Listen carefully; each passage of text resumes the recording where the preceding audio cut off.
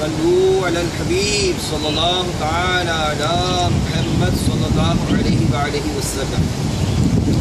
حضرت سیدنا انس رضی اللہ تعالیٰ عنہ سے مروی ہے، نبیوں کے سالار، شہنشاہ ابرار، دو عالم کے مالک و مختار، بیزنی پروردگار صلی اللہ علیہ وسلم کا فرمان مجبار ہے، جس نے ماہ حرام میں 3 دن جمعرات، جمعہ اور ہفتہ یعنی سنیچر کا روزہ رکھا، اس کے لیے 2 سال کی عبادت کا ثواب لکھا جائے گا۔ پیچھے اسلامی بھائیوں، یہاں ماہ حرام سے مراد 4 ماہ ذوالقعدۃ الحرام، ذوالحجۃ الحرام، محرم الحرام اور رجب المرجب ہیں۔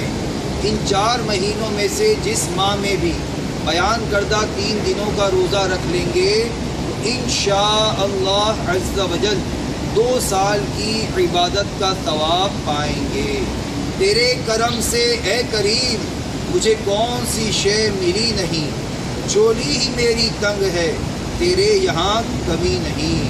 صلو علی الحبیب صلی اللہ تعالی علی محمد۔ صلو علی الحبیب صلی اللہ تعالی علی محمد۔ مجھے اپنی اور ساری دنیا کے لوگوں کی اصلاح کی کوشش کرنی ہے انشاءاللہ۔